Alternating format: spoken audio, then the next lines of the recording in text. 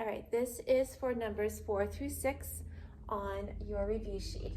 They were, it says here in exercises 4 through 6, complete the statement with the word inside, on, or outside for perpendicular bisectors. So remember, a perpendicular bisector is a line or segment or ray that intersects a side of a triangle at its midpoint at a right angle.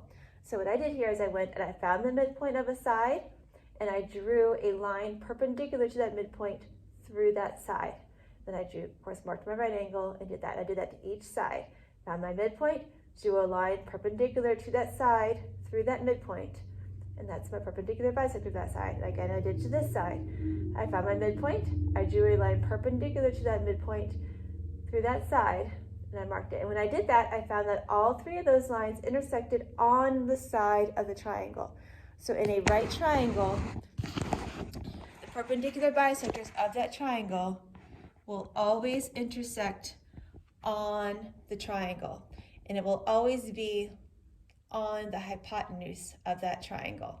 Again, right triangles are the ones that have the hypotenuse. So it's always going to intersect. The perpendicular bisectors will always meet.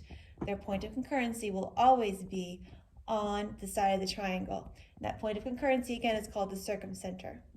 All right, so that's for number 4. Number 5, again, I drew my perpendicular bisectors. It says in an obtuse triangle, the point of concurrency is blank the triangle. So when I drew my perpendicular bisectors for this obtuse triangle, again, I went to the midpoint of each side and I drew a line perpendicular through that midpoint for each of my sides. And when I did that, those 3 lines are going to meet at a point that is outside the triangle. All right, so the point of concurrency for the perpendicular bisectors of an obtuse triangle, remember an obtuse triangle has an angle that is greater than 90 degrees, the point of concurrency is always outside the triangle, okay?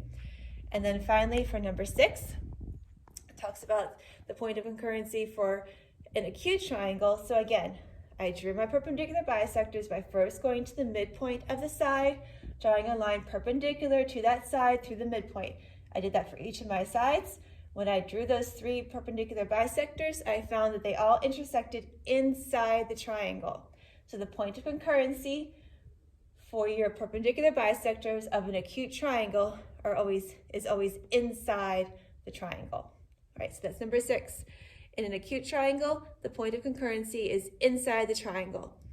Back up, number 5.